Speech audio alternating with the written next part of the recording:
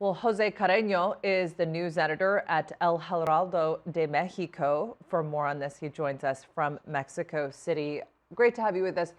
So does Mexico, we know that these negotiations just wrapped up. Does Mexico have a strategy to avoid these tariffs? Has the Trump administration given them any sort of guidance on the concrete steps that they should take to satisfy Washington? I would say no and no.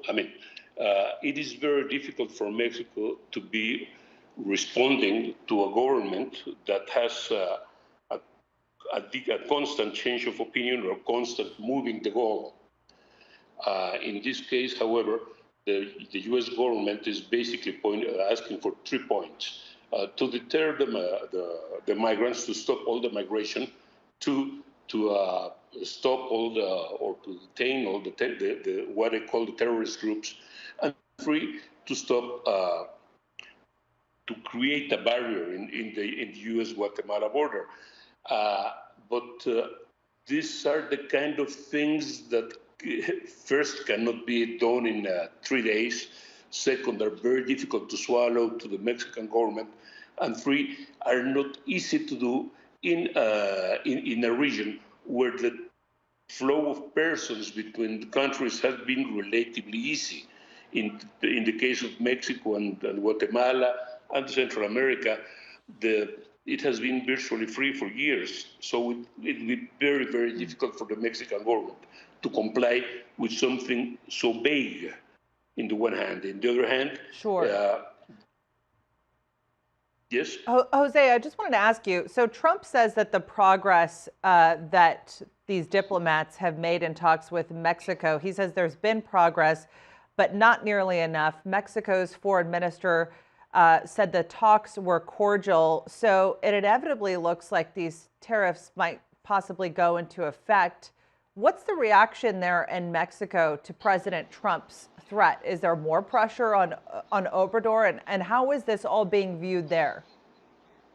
Look, it is, yes, there is more pressure on President López Obrador because of a lot of his government, a lot of his social programs are based on the premise of a better and an improved economic performance. The second part of this is that in a way it was expected.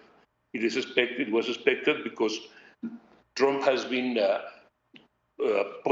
increasing the pressure for the last few months and complaining about immigration. We believe, though, that this has been not so much about Mexican migration, but the pretext, and we believe that this is very much a domestic dialogue between Trump and his supporters vis-a-vis the next election.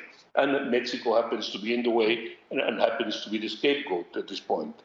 Now, the second part is that... That being said, Jose, the U.S. Customs Border Protection Agency says that crossings are up by 32% just this month in May, and there's a caravan that crossed from Guatemala into Mexico with more than 1,000 people. So it's a problem. The question is, what is the government of Mexico doing about it, and is it going to be enough for the Trump administration before those tariffs go in?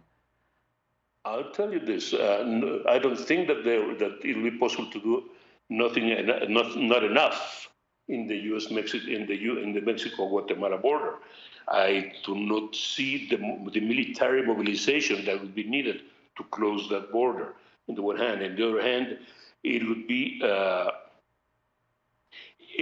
again the goals are big enough that we do not know exactly where they are. And third, this is an old game in a way. You can detain as many people as you want in the U.S.-Mexico border and put up the numbers as many as you want. This is an old game between the U.S. Customs or Border Patrol and Washington. But they are not even near to what they used to be about 20 or 30 years ago. So it is. This is a real problem. Yes. We believe that the only solution is a long-term solution, but we are not sure that what can be done in the short term, short of a military mobilization. And you just, of course, echoed the words of the foreign minister there. He said he believes that the U.S. wants measures that will have a short-term impact on immigration. Mexico, on the other hand, says they're looking at long-term solutions. Jose Carreno, we have to leave it there. Thanks for being with us.